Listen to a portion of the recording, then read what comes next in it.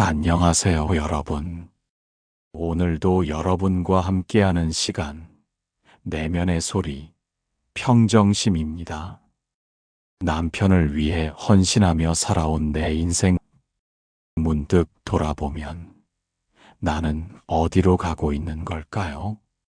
오늘도 남편 출근 준비를 도와주고 아이들 챙기고 집안일을 마치고 나면 하루가 다 가버립니다. 가끔은 생각합니다. 나는 지금 어디로 가고 있는 걸까? 남편을 뒷바라지하며 살아온 시간이 벌써 몇 년, 혹은 몇십 년. 그런데 문득 거울을 보면 내 얼굴에는 피곤함만 가득하고 마음은 공허할 때가 많습니다. 결혼할 때는 함께 행복한 미래를 꿈꿨는데 지금은 남편과 가족을 위해 사느라 나 자신을 잊고 사는 것 같아요. 남편이 성공하면 나도 행복할 거라 생각했지만 정작 내 삶은 뒤처진 것 같고 내가 원했던 삶은 무엇이었는지조차 기억이 나지 않습니다. 이게 정말 내 인생이 맞을까? 하고 되묻게 됩니다. 혹시 여러분도 이런 고민을 해보신 적 있으신가요? 주부로서, 아내로서, 엄마로서 역할을 다하다 보니 정작 나라는 존재는 흐릿해지고 내가 원하는 것, 내가 즐거워하는 것들을 다 잊어버린 기분. 아마 저뿐만 아니라 많은 분들이 같은 고민을 하고 계실 거예요. 그렇다면 남편을 위해 헌신하며 살아온 내 삶은 어디로 가고 있는 걸까요? 불교에서는 이런 상황을 어떻게 바라볼까요?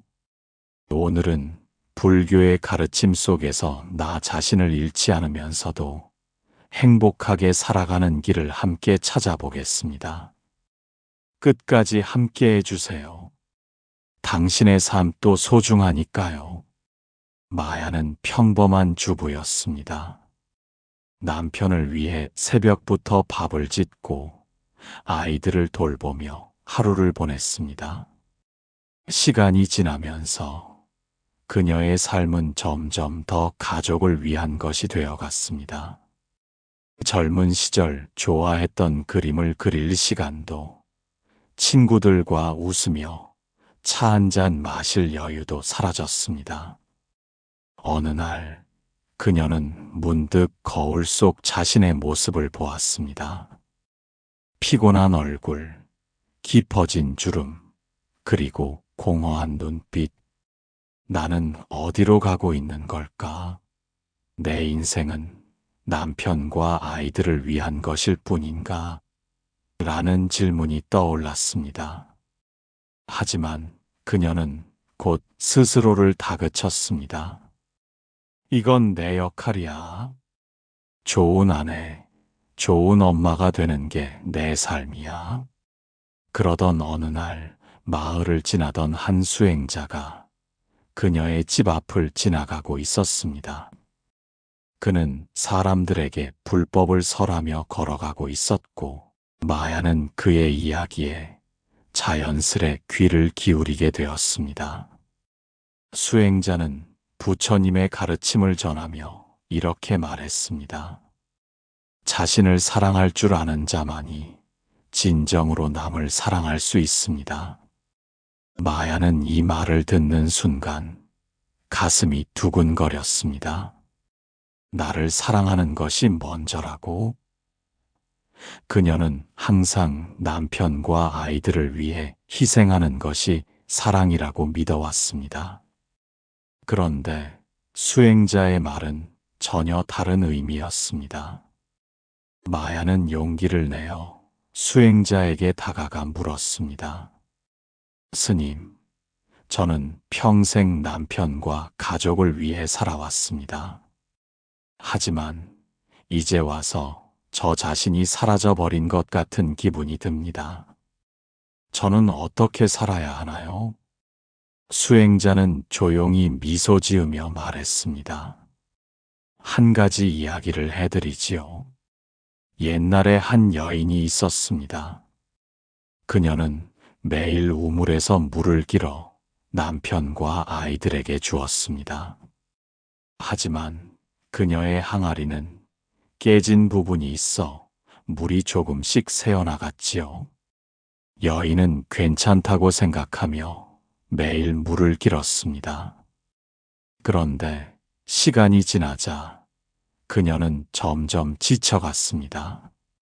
결국 그녀의 항아리는 완전히 부서졌고 더 이상 물을 나를 수 없게 되었습니다. 마야는 조용히 이야기를 듣고 있었습니다. 수행자는 말을 이었습니다. 이 이야기가 무엇을 뜻하는지 아시겠습니까? 자신을 돌보지 않고 희생만 하는 삶은 결국 한계를 맞이합니다.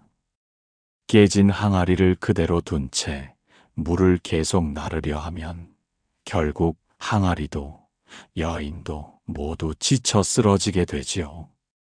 그러니 자신을 돌보는 것도 중요합니다. 나 자신을 가꾸는 것은 이기적인 것이 아니라 더 오래 가족을 위해 줄 수 있는 길입니다. 마야는 깊은 깨달음을 얻었습니다. 그녀는 그동안 자신이 단순히 남편과 아이들을 위한 도구가 되어가고 있었음을 깨달았습니다. 사랑하는 가족을 위해 그녀는 먼저 자신을 돌봐야 한다는 것을. 그날 이후 마야는 작은 변화를 시작했습니다. 매일 아침 남편을 위한 밥을 짓기 전 자신을 위한 차 한 잔을 내렸습니다. 아이들이 낮잠을 잘 때 그녀는 오랜만에 붓을 들어 그림을 그리기 시작했습니다. 처음에는 죄책감이 들었지만 점점 그녀의 마음이 편안해지고 가벼워짐을 느꼈습니다. 어느 날 남편이 물었습니다. 요즘 뭔가 달라졌어. 얼굴이 더 밝아졌네. 마야는 미소 지으며 말했습니다. 이제 나를 사랑하는 법을 배우고 있어요. 그녀는 깨달았습니다. 남편과 가족을 위해 헌신하는 것도 중요하지만 그 과정에서 나 자신을 잃어버리면 안 된다는 것을. 부처님의 가르침처럼 자신을 먼저 사랑해야 진정으로 가족에게도 사랑을 줄 수 있다는 것을. 마야의 삶은 달라졌습니다. 여전히 남편을 사랑했고 아이들을 돌봤습니다.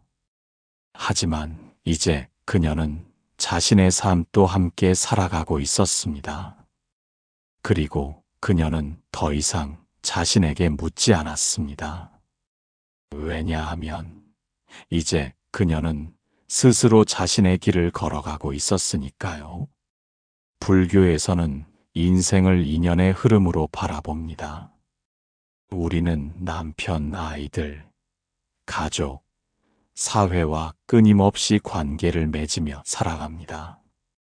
이 관계 속에서 기쁨을 얻기도 하고 때로는 희생해야 하는 상황도 생깁니다. 그런데 문제는 나는 어디에 있는가입니다. 남편과 아이들을 위해 헌신하는 것도 중요하지만 만약 그 과정에서 내가 나를 잃어버린다면 그것은 바람직한 삶일까요? 불교에서는 보살행이라는 개념이 있습니다. 보살은 다른 사람을 돕고 이롭게 하는 존재지만 그렇다고 해서 자기 자신을 무조건 희생하는 것은 아닙니다. 오히려 보살은 자신을 단단히 세우고 지혜롭게 삶을 살아가면서 남을 돕습니다. 만약 내가 너무 힘들고 지쳐 있다면 그 상태에서 남편과 가족을 위해 아무리 노력해도 진정한 행복을 줄 수 없습니다. 마치 연료가 다 떨어진 차가 더 이상 달릴 수 없는 것과 같습니다. 부처님께서는 이렇게 말씀하셨습니다. 자신을 사랑하는 사람이 다른 사람도 사랑할 수 있다. 이 말은 단순한 이기심이 아니라 자기 자신을 먼저 돌아보고 돌볼 수 있어야 남도 제대로 도울 수 있다는 뜻입니다.